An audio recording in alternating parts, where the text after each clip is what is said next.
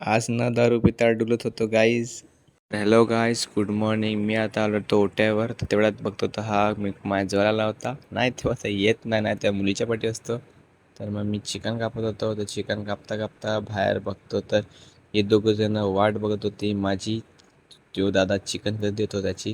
तेव्हा मी निघालो जिमकडे जायला. मी जिमकडे पोचलो आणि आज होता लेग डे.